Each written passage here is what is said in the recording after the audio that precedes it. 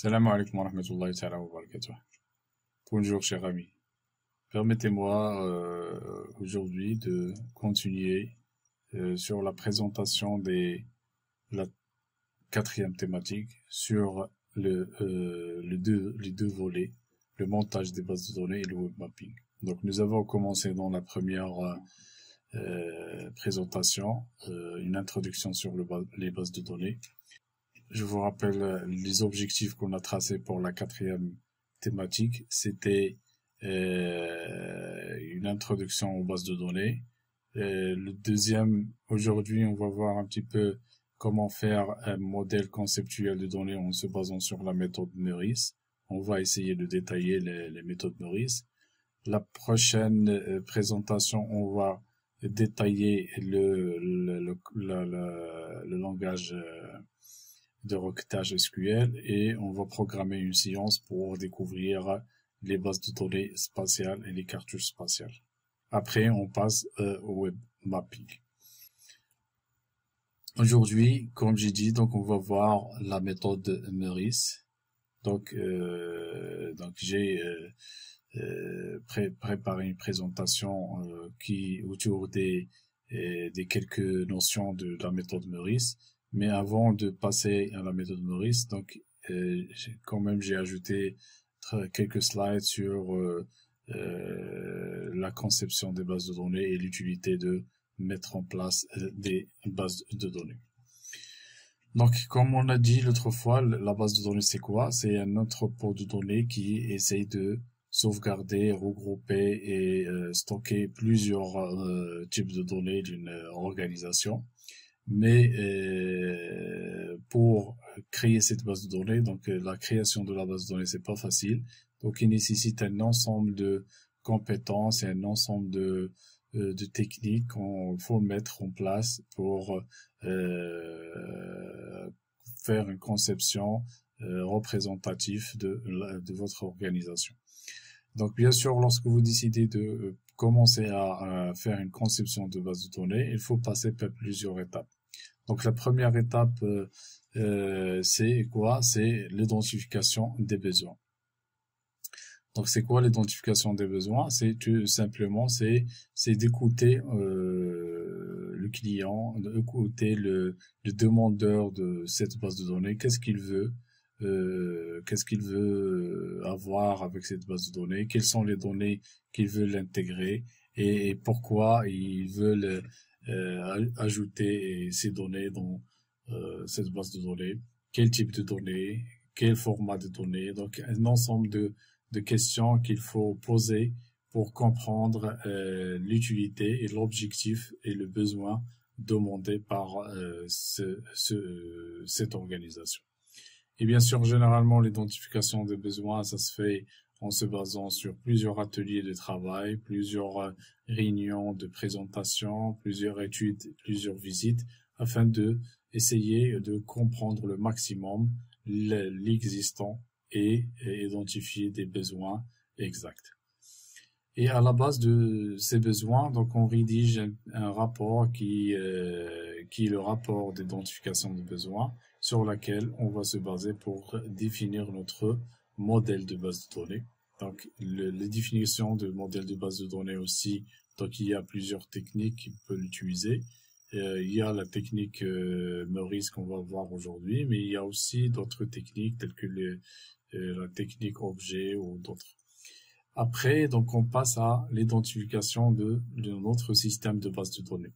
Donc, si on travaille avec une base de données relationnelle, donc on fait appel à un système de base de données. Et bien sûr aussi, le choix du système de base de données, c'est en fonction des besoins qu'on a identifiés. Si on a des besoins énormes, des utilisateurs, multi-utilisateurs et des organisations assez larges, donc on peut définir des systèmes de base de données très puissants. Sinon, on peut se baser sur un système classique. Bien sûr, cette base de données, on va l'installer dans une infrastructure. Donc, bien sûr, il faut avoir une infrastructure adaptée à cette base de données. Donc, il faut mettre en place soit des serveurs, soit des machines qui sont avec des caractéristiques adaptées aux besoins. Lorsqu'on commence à manipuler les bases de données, donc la manipulation, ça crée de l'information, ça crée de la donnée. Donc, il faut pas oublier l'étape de l'optimisation, le maximum, optimisation des données, éviter la redondance et définir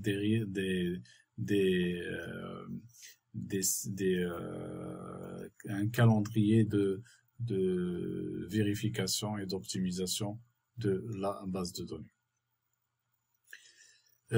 Donc toujours la base de données et il marche avec une infrastructure, avec une plateforme.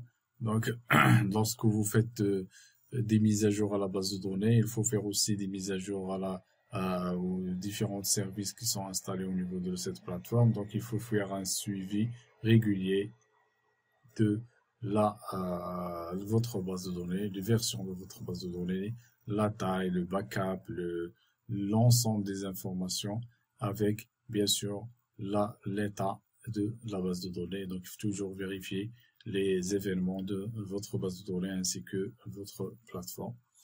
Et bien sûr, il faut toujours être en veille des nouveautés en termes de gestion de base de données, en termes de sécurité, en termes aussi d'interprétation et génération des rapports de la base de données. Donc, il faut toujours anticiper l'évolution de votre structure vers les nouvelles versions. Donc, lorsque on parle de modèle de la base de données, donc on va détailler un petit peu aujourd'hui cette partie de définition du modèle de la base de données. Donc, il y a plusieurs modèles. Donc, il y a le modèle ce qu'on appelle le modèle hiérarchique. Donc, c'est le modèle le plus ancien et qui est fondé sur une modélisation arborescente de données. Donc, il y a un deuxième type de modèle, c'est le modèle relationnel sur lequel on va l'utiliser aujourd'hui. Il y a le modèle objet. Donc, le modèle objet, c'est un modèle qui organise les données sous forme d'instances, donc instances des classes hiérarchiques, et qui possède des propres méthodes d'exploitation. Pour le modèle de déduction, donc le modèle de déduction, c'est un modèle qui organise les données sous forme de table et il exploite à l'aide d'un langage logique d'identification des données. Et le modèle relationnel, c'est le modèle, comme j'ai dit, c'est le modèle qui se base sur des tables et exploite à l'aide des langages SQL, langage déclaratif. Généralement, c'est le langage qui permet d'interpréter et d'extraire l'information à la base des méthodes relationnelles. Bien sûr, c'est juste les méthodes les plus utilisées, mais il existe d'autres méthodes. Donc, lorsque vous commencez à mettre en place votre base de données, donc il faut passer par généralement deux grandes phases. La première phase, c'est la phase générale, c'est la phase sur laquelle on fait une étude de l'existant pour comprendre les données qui existent. Et à la base de ces données, on rédige un cahier de charge, on rédige un rapport qui donne une synthèse de ce qu'on veut faire par la suite. Et aussi, on va étudier les besoins, comme on l'a dit. Donc, c'est l'évaluation des demandes des utilisateurs. Et à la base de ces demandes, on peut mettre notre base de données pour, bien sûr, générer par la suite des applications et des maquettes. Et la deuxième phase, c'est la phase de données. Donc, bien sûr, lorsqu'on commence à manipuler les données, il faut mettre en place un référentiel. Notre référentiel de données et qui émane de notre première phase générale qui est l'identification des besoins, c'est l'élaboration dictionnaire de données. Donc, ce dictionnaire de données, c'est le support sur lequel on va travailler pour construire les relations et pour construire notre base de données.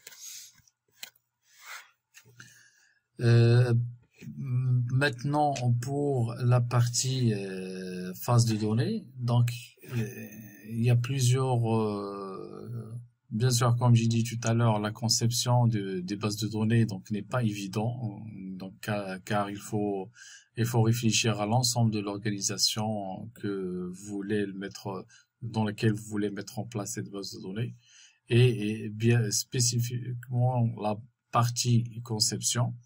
La partie conception, il nécessite des méthodes qui permettent de mettre en place des modèles sur lesquels on va s'appuyer pour générer les applications par la suite. Donc la modélisation, c'est une phase obligatoire dans la génération de vos bases de données, et c'est tout simplement, c'est quoi? C'est une représentation virtuelle d'une réalité. Et cette représentation, donc on utilise dans plusieurs méthodes de représentation, telles que la méthode Meurice. Donc la méthode Meurice, c'est quoi? C'est tout simplement, c'est une méthode de conception et d'analyse de l'existant, et c'est une méthode qui essaye de regrouper deux parties, la partie traitement de l'information et la partie données. Donc, il sépare la partie données, conception, génération des modèles avec les parties de traitement. Et bien sûr, donc généralement, donc cette méthode elle est très ancienne. Donc, les premières versions de la première génération de cette méthode, c'était dans les années 79. Actuellement, donc il y a une autre version, une autre génération de Meurice qui on peut l'utiliser et qui est à jour. Donc c'est une version de 92. Bien sûr, vous pouvez, pour avoir plus de détails sur, on va essayer quand même de parler sur l'essentiel, mais pour avoir plus de détails sur ces générations, donc j'ai mis ici quelques livres que vous pouvez le consulter. Donc il y a le premier livre, c'est un guide pratique sur l'utilisation de Meurice. Deuxième livre, c'est un livre qui détaille les étapes de conception et de modélisation des données. Et le deuxième, c'est aussi, donc c'est un livre qui détaille la modélisation des bases de données. Maintenant, pour la méthode Meurice, donc la méthode Meurice, donc il est divisé ou bien il regroupe 4 parties. Donc il permet d'analyser les données au niveau de 4 parties. Donc il essaye d'analyser les données au niveau conceptuel, au niveau organisationnel, au niveau opérationnel et au niveau opérationnel. Donc niveau conceptuel, c'est au niveau d'analyse sur un papier. Niveau organisationnel, c'est la situation des données et l'organisation des données. La partie opérationnelle, c'est vraiment le modèle logique des données, et la partie opérationnelle, c'est le modèle physique de données. Donc, on trouve plusieurs modèles. Donc, on trouve des modèles conceptuels de données et modèles conceptuels de traitement. On trouve aussi le modèle organisationnel de données et le modèle organisationnel de traitement. Donc, il y a une petite ici erreur.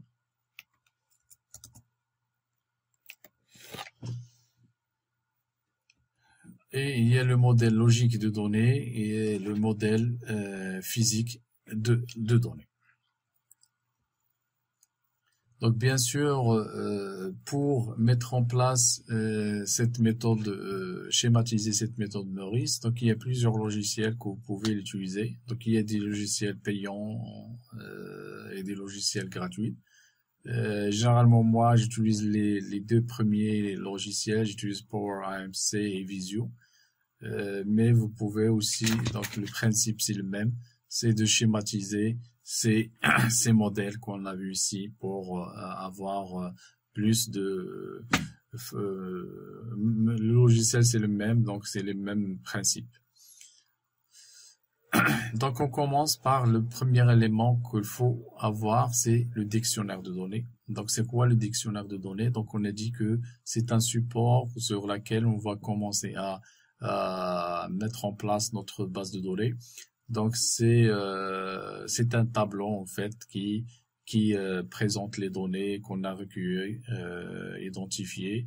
Et bien sûr, ce dictionnaire, et il constitue la référence de toutes les études qu'on va effectuer par la suite. Donc le tableau, donc bien sûr le dictionnaire de données, donc vous pouvez trouver plusieurs versions. L'essentiel, c'est qu'il faut avoir la liste des données, l'inventaire des données exhaustif avec la source, la date de dernière mise à jour, la liste des attributs pour chaque donnée, les types de chaque attribut. Est-ce que ces attributs ils acceptent les valeurs nulles ou non? Est-ce qu'ils sont des identifiants primaires ou étrangères? Ou bien sûr, il faut mettre la définition de chaque attribut afin de comprendre l'information qu'on va stocker dans cet attribut. Donc moi j'ai essayé de mettre un exemple très simple pour comprendre juste le dictionnaire de données. Donc j'ai pris un exemple de bibliothèque qui est à l'échelle nationale et chaque bibliothèque, donc qu'est-ce qu'il a? Il a des livres, il y a des documents et ces documents bien sûr ont été rédigés par des auteurs. Donc pour modéliser juste cette partie de la bibliothèque, donc qu'est-ce qu'on faut mettre? Il faut mettre les trois tables, les données, c'est la bibliothèque, les documents et les auteurs. Et bien sûr, il faut mettre ici la source de données qu'on a récupérée. Donc, est-ce qu'on a fait des visites ou bien des ateliers, ou est-ce qu'on a lu des rapports ou des documents? Quelle est la version de ces documents? Et pour la bibliothèque, donc on ajoute les attributs. Donc on a par exemple l'identifiant de la bibliothèque, le nom, l'adresse et le téléphone. La même chose pour les documents. Donc on a l'identifiant du document, l'identifiant de la bibliothèque, donc sur laquelle il se trouve ce document, la catégorie, est-ce que c'est des documents de type, est-ce que des livres ou bien des rapports ou bien un journal ou bien des revues, ainsi de suite. Et quel est l'auteur et l'année et un résumé. Donc ça, c'est juste un exemple des attributs qu'on peut avoir pour une donnée. Le type de ces attributs, donc on a plusieurs types. Donc on a des champs de type numérique, texte, date. Donc bien sûr, il y a des champs qu'on peut le mettre des valeurs nulles. Et chaque table, bien sûr, il faut avoir un primary key, donc il faut avoir un identifiant primaire et on peut avoir des identifiants étrangers et bien sûr la définition. Donc ça, c'est un exemple de dictionnaire de données.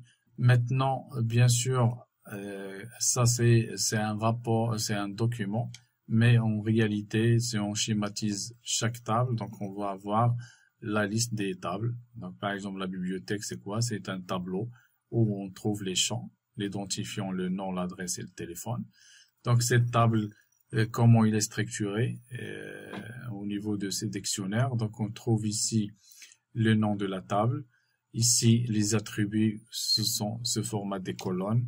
On trouve les lignes, ce qu'on appelle les tuples, les valeurs ou bien les informations stockées. Et bien sûr, il y a l'identifiant de chaque objet. Donc, il faut avoir un identifiant unique sur lequel on peut mettre par la suite des relations. Ce quoi, donc, les relations, c'est tout simplement, c'est une relation entre deux tables en utilisant un clé primaire et une clé étrangère et on fait une association avec une cardinalité. Donc, par exemple, si je reviens à notre dictionnaire de données ici, la bibliothèque, bien sûr, une seule bibliothèque, il peut avoir plusieurs documents et un document, il est rédigé par un ou plusieurs auteurs.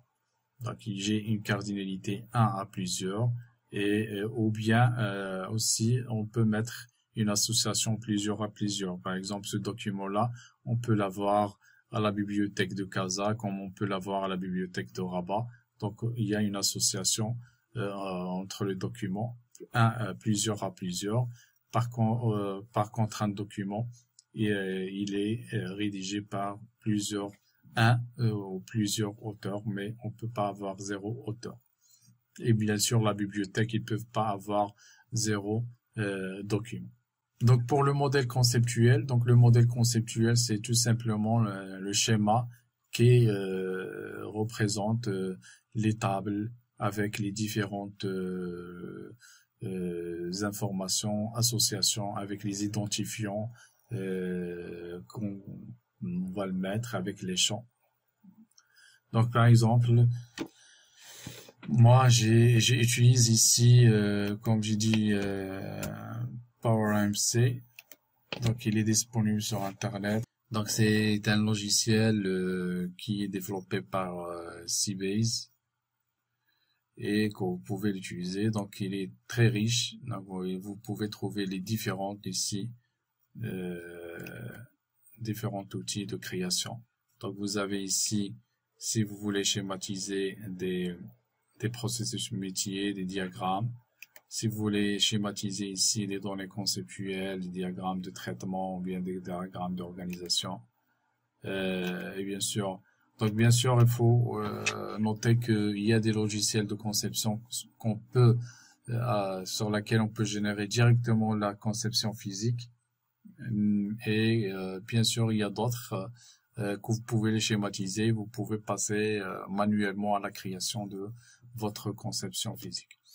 Donc, je commence par exemple notre modèle. Premier modèle. Donc, je crée un projet vide. Et au niveau du projet, donc on voit tout simplement, vous avez les palettes des outils. Vous avez ici les entités. Vous avez les relations. Vous pouvez mettre des associations, ainsi de suite. Donc, j'ajoute l'entité. Il suffit de cliquer ici au niveau de l'entité 1, l'entité 2, l'entité 3. Donc, au niveau de notre présentation, donc nous avons 3 entités. La première entité, c'est la bibliothèque. Donc, vous pouvez revenir et cliquer 2 fois sur l'entité, ajouter le nom.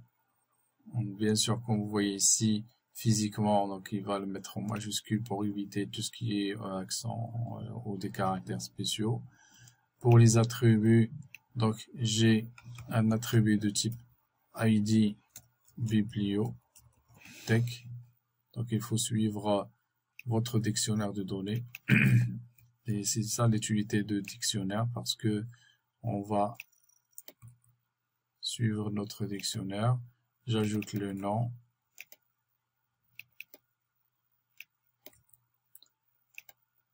L'adresse.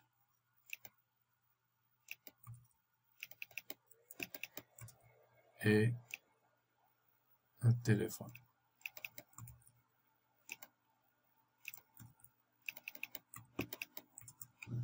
Donc, les types, donc au niveau des, donc j'ajoute type numérique. Pour le nom, c'est un type texte, caractère. Vous pouvez utiliser caractère 255, caractère 255, et le téléphone, je vais mettre aussi caractère. Donc ici,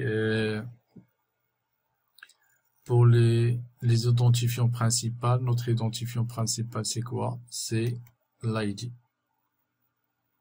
D'accord?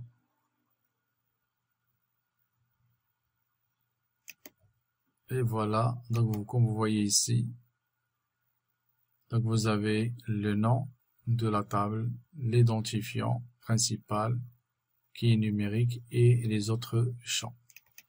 Donc j'ajoute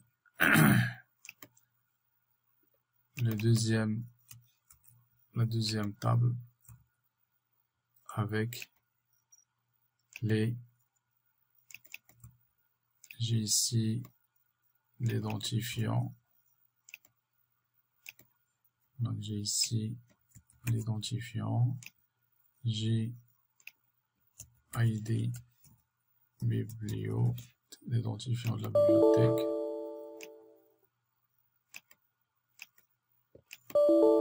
Cette information est déjà utilisée dans un identifiant principal. Les règles de nomination empêchent. Ah oui, donc j'ajoute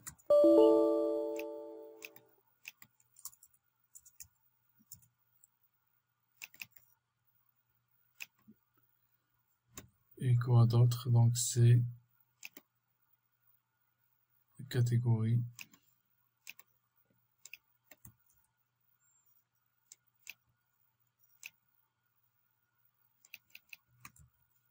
L'identifiant de l'auteur et l'année.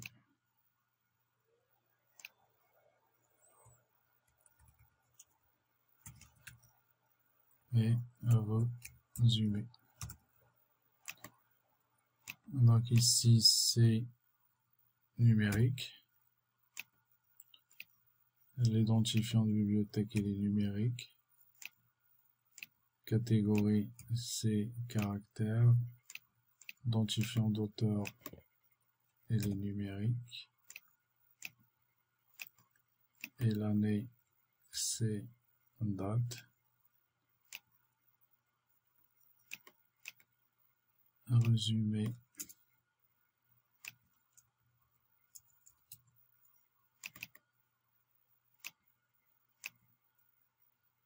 Je peux supprimer ça. Résumé, c'est caractère. Donc, notre champ, c'est notre clé primaire, c'est l'ID.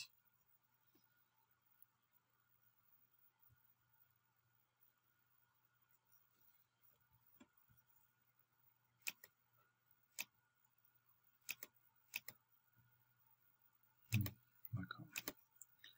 Voilà. Maintenant, pour les auteurs.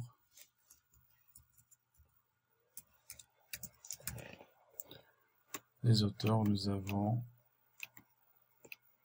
l'ID auteur.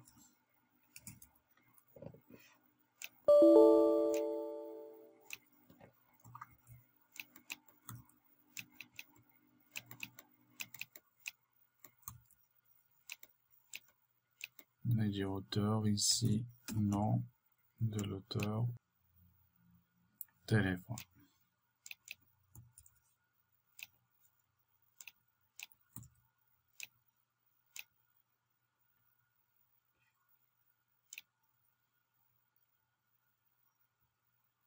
Donc c'est notre clé.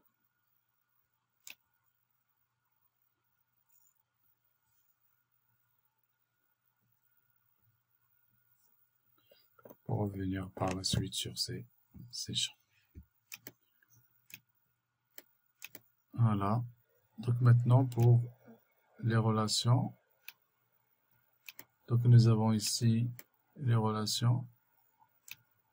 Donc on peut lier les deux tables et on peut revenir pour voir les propriétés de ces relations.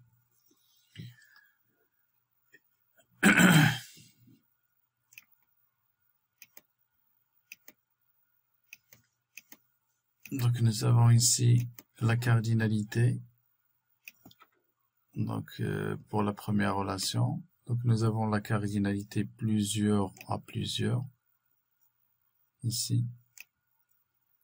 Parce qu'on a dit que plusieurs documents ils peuvent avoir plusieurs bibliothèques peuvent avoir le même document et plusieurs documents ils se trouvent dans une bibliothèque. Donc voilà, donc une bibliothèque ils peuvent avoir plusieurs documents et un document ils peuvent se trouver dans plusieurs Voilà pour l'auteur et le document. Donc, un document.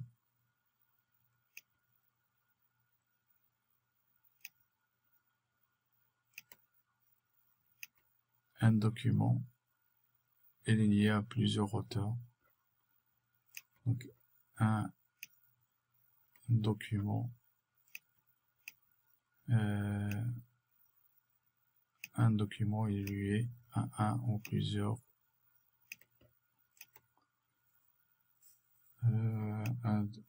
c'est l'inverse.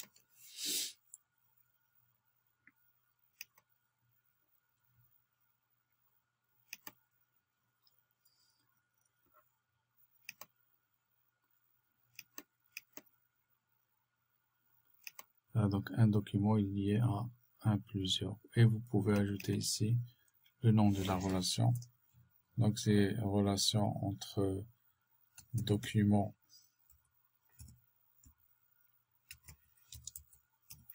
auteur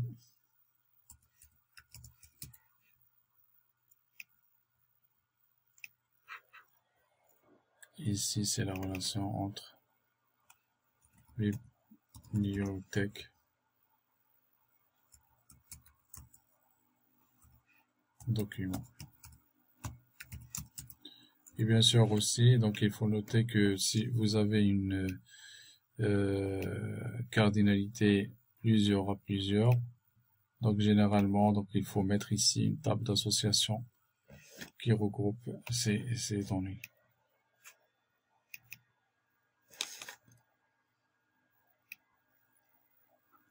Bien sûr ici, au niveau de la table, donc puisque on a parlé sur les champs nuls qui n'acceptent pas les valeurs nulles, donc on peut les définir ici. Donc on a dit que on accepte juste les téléphones nuls. Pour les documents aussi, donc on peut mettre ici juste la synthèse résumé qui est nul. Et l'auteur, donc à la limite on peut mettre juste le téléphone qui est nul. Donc ici c'est affiché ou non, ici c'est le primaire, l'identifiant principal. Donc voilà un schéma de notre base de données. Donc on peut le capturer, on peut l'ajouter. Voilà, donc on a essayé de voir un petit peu les modèles conceptuels de données, un exemple simple de modèle conceptuel, mais dans la réalité vraiment, donc il faut faire plusieurs réflexions et pour mettre en place ce modèle. Donc bien sûr, donc merci beaucoup de votre participation et votre assistance à cette formation. Donc nous allons essayer par la suite de voir comment créer physiquement cette base de données afin de manipuler les requêtes SQL. Donc c'est l'objectif de la prochaine séance. Donc on va essayer de prendre un logiciel, le système de gestion de base de données relationnelles pour créer des tables et manipuler le langage SQL. Voilà, donc restez avec nous, partagez avec vos amis et n'oubliez pas de nous encourager par le partage et par votre abonnement au niveau de notre chaîne YouTube. Donc à très bientôt et à la prochaine, Inch'Allah. Au revoir.